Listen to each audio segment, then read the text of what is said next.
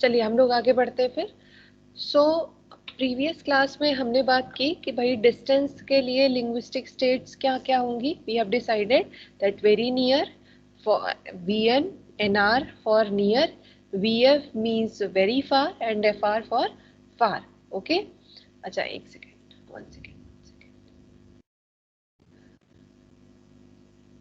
चलिए ठीक। Okay, so next हमने बात की कि what are linguistic state for angle means angular direction and deviation, जिसमें से angular direction is input and deviation is your output. उसके लिए हमारे लिंग्विस्टिक स्टेट्स 5 बन रहे हैं। ठीक है, फिर हमने उसके लिए करस्पॉन्डिंग मेंबरशिप फंक्शंस डिजाइन करने पड़ेंगे। ये एग्जाम्पल है इसलिए आपको बता दिया गया, अदरवाइज हमें हर एक मेंबरशिप या लिंग्विस्टिक स्टेट के करस्पॉन्डिंग हमें क्या लेना पड़ेगा, मेंबरशिप फंक्शन को डिजाइन करना पड़ेगा। Okay, start.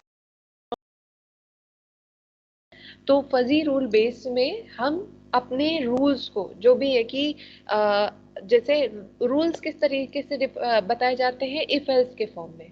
अगर ऐसा है तो you have to do this, right. जैसे ये हमारा बहुत ही सिंपल तरीके से यहाँ पे जब हम ममदानी अप्रोच को फॉलो करते हैं तो वहां पे रूल बेस को डिजाइन करना बहुत ही आसान है। जैसे अब यहाँ पे सिंपल तरीके से बता दिया गया है कि व्हेन वेरी नियर, ठीक है, and LT, LT for left, right. If if very near and LT है, then what should be deviation? Deviation should be ahead. ठीक है, when object is very near and angular rotation is movement is left, then it should deviation should be ahead। मतलब हमने क्या किया है, हमने जो रूल्स है, रूल्स को हमने टेबल के फॉर्म में डिजाइन कर लिया है। ठीक है, मींस ये हमारे क्या है, इनपुट के बेसिस पे ही डिसीजन लेना। देखो इनपुट हमारे क्या क्या है, एक है ये हमारा थीटा है, थीटा के लिए लिंग्विस्टिक स्टेट्स है, ठीक है। और दूसरा हमारा क्या है, ये हमारी वैल्यूज हैं फॉर डिस्टेंस, ठीक है, लिंग्विस्टिक स्टेट फॉर डिस्टेंस। इसी के बेसिस पे हमें अपना वो डिसाइड करना है output, that is lambda, right. तो हमने उसको जितने भी रूल्स जो भी बन रहे हैं उन रूल्स को हमने टेबल के फॉर्म में स्टोर करके रख लिया है। ठीक है, once the fuzzy set of all parameters are worked, our next step in FLC design is to decide the fuzzy rule base. Okay, and this is your fuzzy rule base। अब पूछो कि ma'am ये इतना छोटा सा है, नहीं, इस एक छोटे से मैट्रिक्स से आप 20 रूल्स को डिराइव कर सकते हैं। 20 रूल्स कैसे बन रहे हैं, if this and this you have to take this decision. एक देखो, एक पर्टिकुलर रो के लिए आपके पास 5 अलग अलग कॉलम है, मतलब डिसीजन अगर मैं फॉर्म करूं तो क्या क्या बन सकता है। Let me read, if distance is very near, angular rotation is left, then the decision should be ahead. If object is very near and theta is AL, then deviation should be ahead, right। if object is very near and ahead, मतलब theta is ahead, then what should be deviation? Deviation should be ahead left। इस तरीके से अगर हम एक में यहाँ से 1 से 5 बन रहे हैं तो हमारे पास 4 रो है, तो टोटल नंबर ऑफ रूल्स क्या हो जाएंगे, 4 into 5। ठीक है, total number of rules which are stored in this single matrix are 4 cross 5। as you can see, this rule base defines 20 rules for all possible instances। okay, these rules are simple rules and take in following forms। as I told you, rule 1, if distance is very near, angle is LT, then deviation is this। इसी तरह आप 20 rules को form कर सकते हैं। ठीक है, okay. Next, अब हमने क्या काम कर लिया है, इनपुट के बारे में हमने बात कर ली है। ठीक है, ओके। अब हम फजीफिकेशन मॉड्यूल के लिए हमने डिसाइड कर लिया है what are linguistic states, what should be membership function, and we have also talked about what is fuzzy rule base. ठीक है, अच्छा अब आगे की कहानी के लिए we have to take an example कि एक्चुअल में चीजें कैसे होंगी। सपोज कुछ इनपुट आता है, ठीक है, उस इनपुट को हम फजीफिकेशन मॉड्यूल पे लाएंगे, तो हमने ये तो बता दिया कि वेरी नियर, ये लिंग्विस्टिक, वो डिसाइड कैसे होगा भाई, इनपुट तो क्रिस्प है। हाउ यू विल डिसाइड कि ये कौन से लिंग्विस्टिक स्टेट में आएगा क्रिस्प वैल्यू, इसके लिए मेंबरशिप वैल्यू क्या होगी, अब हम इस डायरेक्शन में बात करेंगे with some input value in form of crisp value. Okay, so let's see. अब हम क्या कर रहे हैं, the next step is fuzzification of input. ठीक है, so we have to take some input. So let us consider at any instant the object O3 is critical to the mobile robot।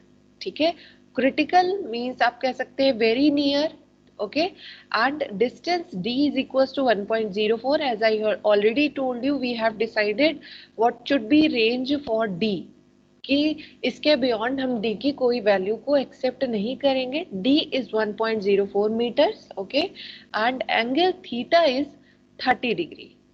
ठीक है, ये दो चीजें दी हुई हैं। अब आपको इन दोनों के करस्पॉन्डिंग इस प्रॉब्लम को सॉल्व करना है, रोबोट वाली, और बताना है कि what should be deviation for the robot as out. Okay okay, चलिए, तो आपको d वैल्यू दे दी गई है। As you know what is d, d is distance of robot from object, and theta is what, theta is the rotation और movement of object with respect to the robot, right. Okay, अब आते हैं मुद्दे की बात करते हैं। मेरे ख्याल से आप लोग थोड़ा ज्यादा कंसंट्रेट होके सुनेंगे, ध्यान से सुनेंगे, तभी समझ में आएगा। So we are given value d is equals to 1.04।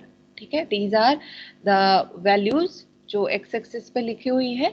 तो हम ये मान रहे हैं, ये 0.8 लिखा हुआ है, थोड़ा सा क्लियर नहीं है, तो हम ये मानते हैं कि 0.4, late me show you from the another slide, one second.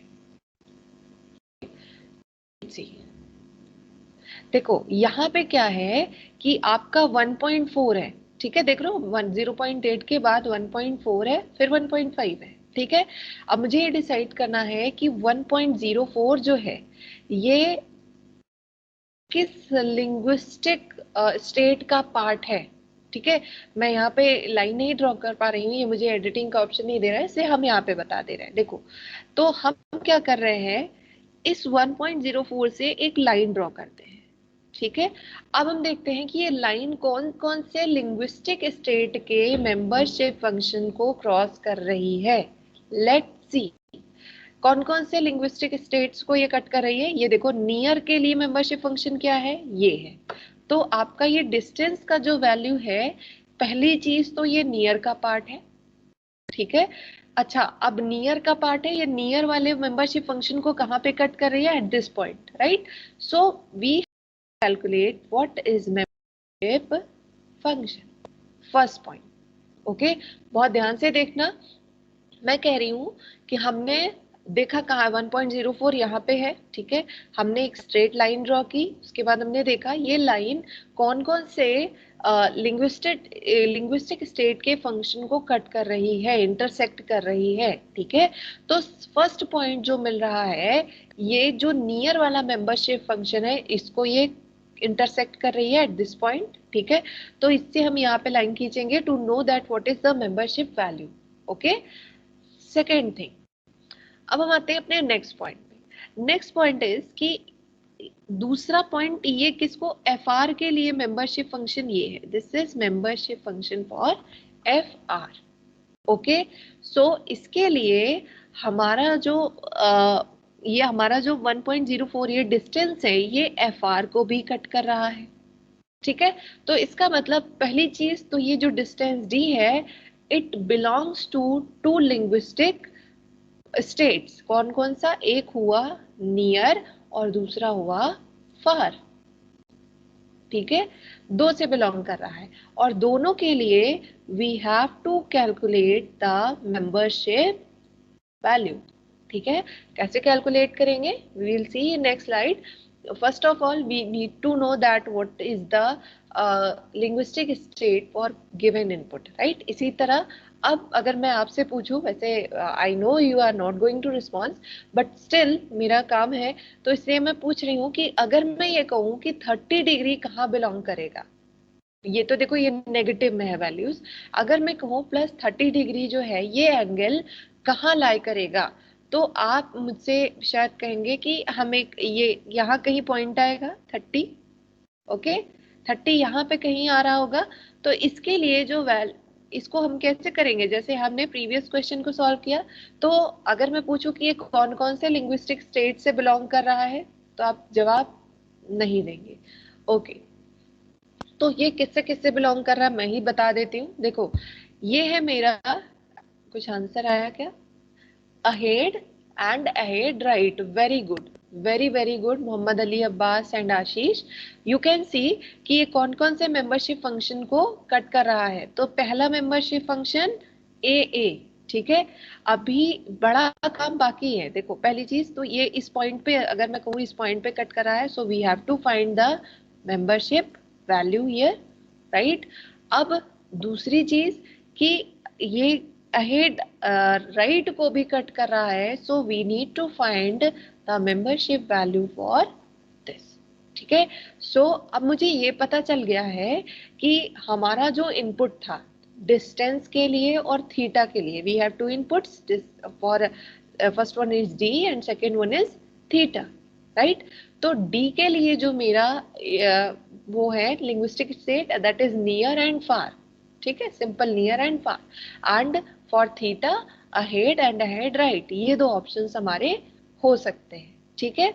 और इन्हीं के बेसिस पे हम इसको डिसाइड करेंगे, तो अभी मेरा इससे लेना देना नहीं है। तो अब मेरा अगला काम क्या है कि नियर फार के लिए मुझे फाइंड करना है what is membership value, and ये अहेड एंड अहेड राइट के लिए मुझे फाइंड करना है व्हाट इज मेंबरशिप वैल्यू, ठीक है। सो अभी तक हमने क्या फाइंड कर लिया कि that theta is equals to 30 degree can be ahead और ahead right, and d is equals to 1.4 metre is either near और फार। ठीक, मेरे ख्याल से यहां तक आपको समझ में आया होगा, ओके।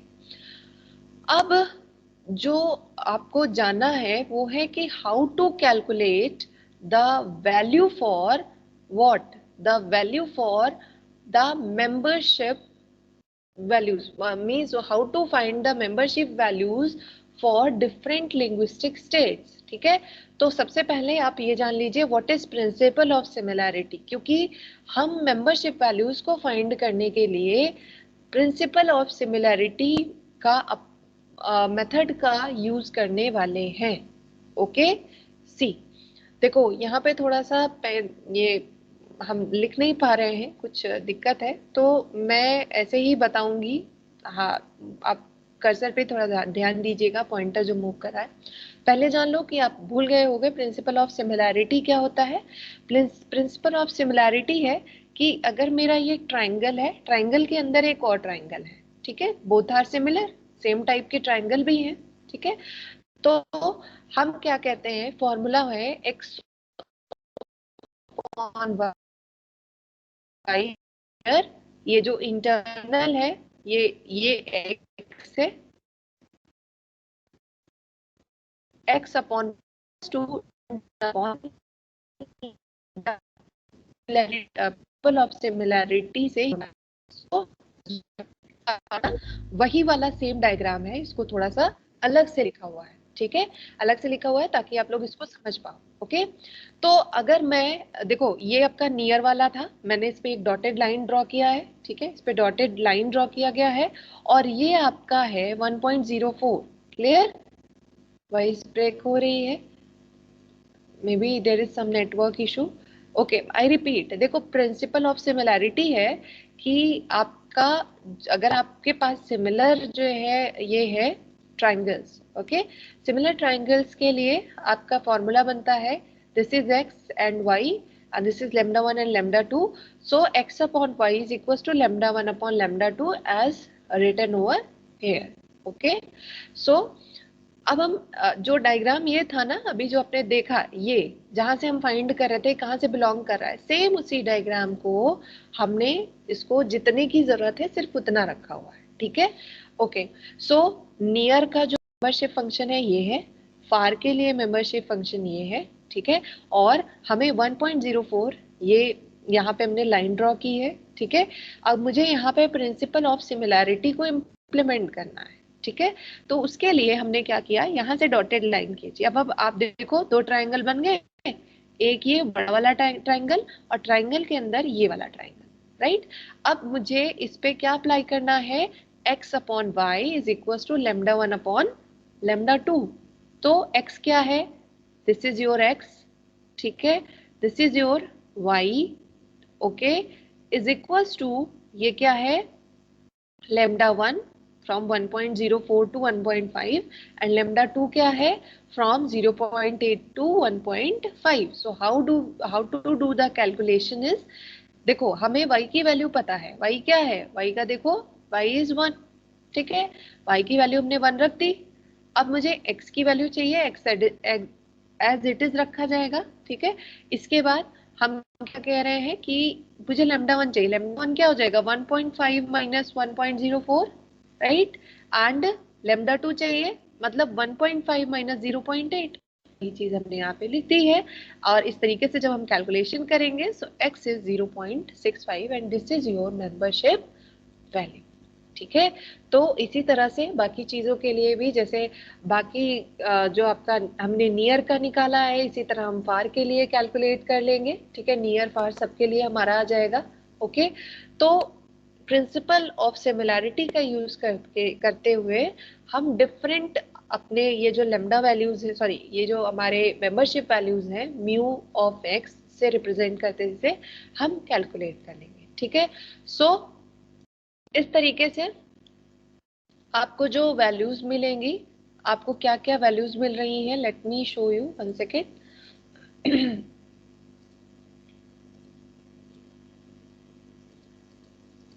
हमें जो लेमडा वैल्यूज मिल रही हैं, so these are values. Okay, तो we have determined the membership values corresponding to these values. X is equals to 1.04, membership value that X belong to NR is 0.65. FR के लिए क्या है, FAR के लिए 0.34. Y is equals to 30 degree, ये AA and AR के लिए use हो रहा है. ठीक है, तो इसका जो है मेंबरशिप वैल्यू अलग अलग ये भी मिल गया है. So this is your fuzzification of input. जब आप फजीफिकेशन करेंगे, first you have to decide what will be the linguistic states for the given crisp value and what will be corresponding membership value. ठीक है, linguistic state और उसके साथ आपको बताना पड़ेगा what is membership value. ठीक है, अच्छा, अब आपका जो कंसर्न है, मुझे बताओ, आपके पास जो रूल बेस है, ये मेरा रूल बेस था. मैं यहाँ पे क्योंकि लिख पाऊंगी जो प्रीवियस वाला स्लाइड है, तो मैं यहीं से बताती हूँ. ये बताओ कि हमारी जरूरत अब कहाँ तक है, हमारा जो क्वेश्चन है अब हम कहाँ तक रह गए हैं. One second, I am telling you. देखो हमारे पास अब दो वैल्यूज आ रहे हैं, दो लिंग्विस्टिक स्टेट एक तरफ से मिल रही है, नियर एंड फार मिल रहा है. ठीक है, मुझे नियर एंड फार मिल रहा है, और यहाँ से क्या मिल रहा है, अहेड एंड अहेड राइट. यही तो है, चेक कर ले क्या क्या मिल रहा है हमें. जब हमने वैल्यूज को फाइंड किया तो यहाँ से नियर एंड फार मिला, यहाँ से अहेड एंड अहेड राइट. ठीक है, सो इस वजह से हमारा जो स्कोप है, मतलब मुझे जिस एरिया पे काम करना है, मुझे जिसका इस्तेमाल करना है, वो सिर्फ 4 रूल्स है. ठीक है, आर यू गेटिंग दिस और नॉट. हाँ, देखो सिर्फ ये 4 रूल्स का हमें यूज करना है. क्यों, क्योंकि हमारे पास देखो एक इसके लिए थीटा के लिए सिर्फ ये दोनों वैल्यूज आ रही है, ये दोनों लिंग्विस्टिक स्टेट्स है, और जो डिस्टेंस है उसके लिए सिर्फ ये स्टेट्स है. तो इस वजह से हमारे पास सिर्फ और सिर्फ ये हमारा रूल बेस बन रहा है. तो इसलिए फाइनली आपके पास सिर्फ 4 रूल्स है. ठीक है, हम लोगों को सिर्फ 4 रूल्स को कंसीडर करना है. Rule 1, if distance is near and angle is ahead then deviation is right. If distance is near, angle is ahead right, then deviation is ahead, and so on. These are rules. ठीक है, अब इनमें से हमें decision लेना है, और decision लेने का काम किसका होता है? डिसीजन कौन लेता है? डिसीजन लेता है आपका कौन? Inference engine. अब यहां से आएगा रोल किसका? इन्फेरेंस इंजन का. मतलब हमारा रूल वाला पोर्शन जो है वो श्रिंक हो गया. ठीक है, जो आपके पास 20 रूल्स थे उसमें से हमारे पास सिर्फ 4 रूल्स अब हमारे काम के रह गए. For the given input x is equals to 1.04 and theta is equals to 30 degree, we need to use these 4 rules only, R1, R2, R3 and R4. ठीक है, अब इसको भी आगे कैसे करना है या कैसे काम होगा, अब इस पे कौन काम करेगा? आपका फजी इन्फेरेंस इंजन. ठीक है, ओके. सो अब आपका जो फजी इन्फेरेंस इंजन है, ये जो आपके रूल्स हैं R1, R2, R3, R4, इसका जो है ये रूल स्ट्रेंथ कैलकुलेट करेगा. These are steps. ये मैं कुछ अलग से नहीं बता रही हूँ, मैं बता रही हूँ कि ममदानी अप्रोच किस तरीके से काम करता है. पहले हमने फजीफिकेशन किया, रूल बेस्ड डिजाइन करके रखा है, फिर जब फजीफिकेशन कर रहे हैं तो हमें पता चल रहा है कि हमें कितने रूल्स को यूज करना है. सारे के सारे हमारे इस्तेमाल के लिए नहीं है. रूल एरिया हमारा श्रिंक हो गया. We need to use only 4 rules. अब इन्फेरेंस इंजन इन रूल्स के स्ट्रेंथ को फाइंड करेगा. ठीक है, next step to calculate the strength of these rule R1, R2, R3 and R4. ठीक है, अच्छा. और रूल स्ट्रेंथ को यहाँ पे अल्फा से रिप्रेजेंट किया जाता है, and you can see this is the formula. मतलब कैसे कर रहे हैं, आपके पास अल्फा R1 मतलब rule strength of R1 is minimum of membership value of near and membership value of ahead. You can see membership value of near and membership value of ahead. Decision वाला portion नहीं रखते हैं. ठीक है, input के लिए membership, what is membership value for near and what is membership value for ahead, इसका जो मिनिमम है वही आपका जो होगा minimum of these is equals to rule strength. ठीक है, इसी तरह आपका है rule strength for R2, minimum of the membership values of input parameters, so minimum of membership value of near and membership value of ahead right. ठीक है, तो इस तरह से हम रूल स्ट्रेंथ को सबके फाइंड कर लेंगे. ठीक है, अब इसके बाद कोई फिक्स चीज नहीं है. इसके बाद क्या होता है कि जो इंजीनियर इस फजी सिस्टम को डिजाइन कर रहा है वो एक थ्रेशोल्ड वैल्यू को पहले से डिजाइन करके मतलब सेट करके रखा रहता है. अब ये थ्रेशोल्ड वैल्यू पास्ट एक्सपीरियंस के बेसिस पे रखी जा सकती है, हिट एंड ट्रायल के बेसिस पे रखी जा सकती है. ये टोटली जो फजी इंजीनियर है जो इस सिस्टम को डिजाइन कर रहा है उस पर डिपेंड करता है कि गिवन प्रॉब्लम के लिए वो थ्रेशोल्ड वैल्यू को क्या रखेगा. ठीक है, थ्रेशोल्ड के बेसिस पे जैसे अगर रख दिया गया थ्रेशोल्ड इज इक्वल टू 0.34.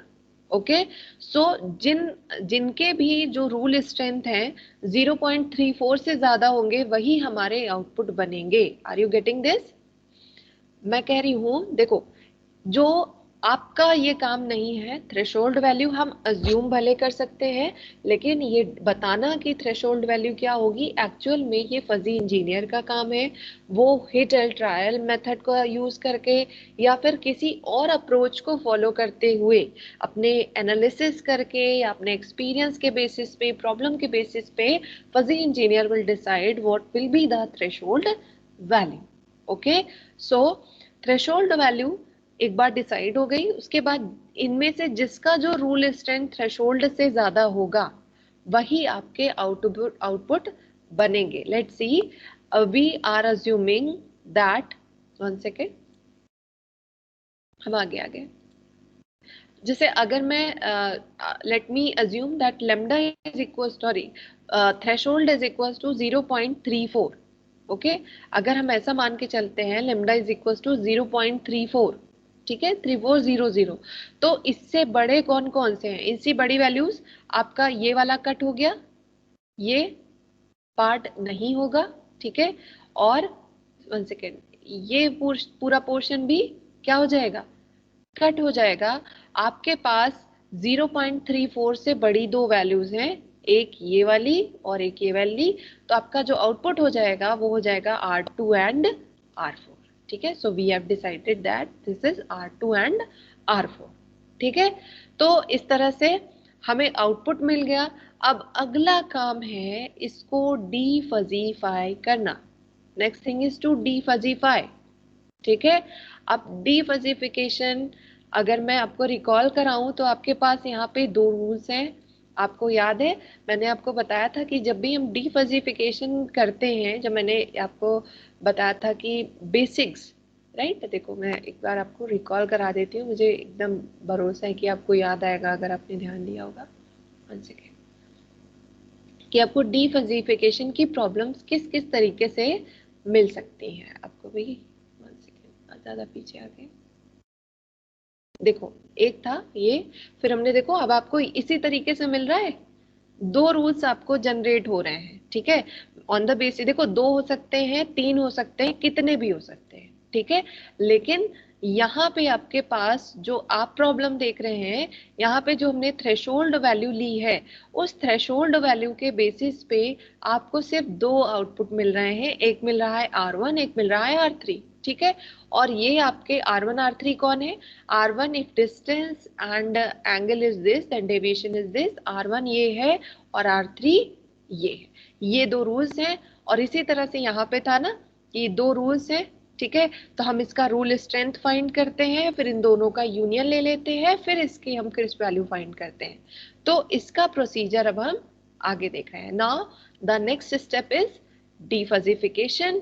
तो हम क्या कर रहे हैं, अलग अलग हमने पहले क्या फाइंड किया, rule strength for first one, second one के लिए हमने रूल स्ट्रेंथ, इन्होंने जो फाइंड किया है वो A1 A2 दो फाइंड कर ले रहे हैं, मतलब R1 R2 इनका रिजल्ट आ रहा है। बहरहाल हम क्या कर रहे हैं, हमें रूल स्ट्रेंथ इसी तरीके से फाइंड करनी है जैसा मैंने अभी बताया, ये वाले तरीके से, ठीक है।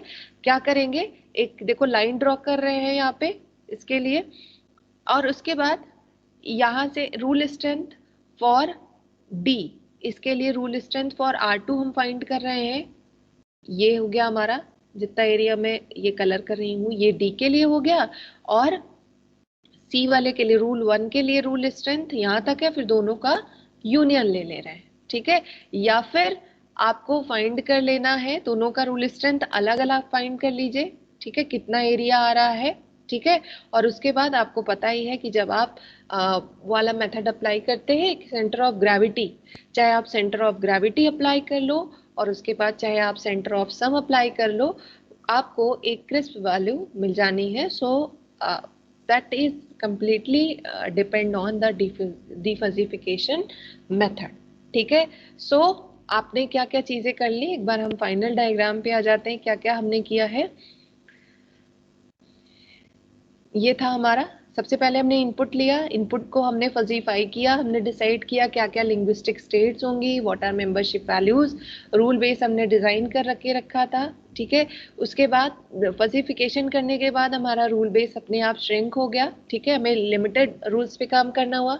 उसके बाद जो इन्फरेंस इंजन है उसने सभी रूल्स का स्ट्रेंथ कैलकुलेट किया और एक थ्रेशोल्ड के बेसिस पर डिसाइड कर लिया कि कौन कौन से रूल्स आउटपुट में आएंगे, और उन रूल्स को हमने फॉरवर्ड कर दिया डीफजिफिकेशन मॉड्यूल को, ठीक है। डीफजिफिकेशन मॉड्यूल का काम है कि किसी भी मेथड का यूज करते हुए, चाहे सेंट्रॉइड यूज कर लो, चाहे मैक्सिमा यूज कर लो, चाहे जो भी मेथड यूज करो डीफजिफिकेशन का, उनका यूज करते हुए it will generate a crisp value, और जो आपका डिसीजन है उसी क्रिस्प वैल्यू के बेसिस पे लिया जाएगा।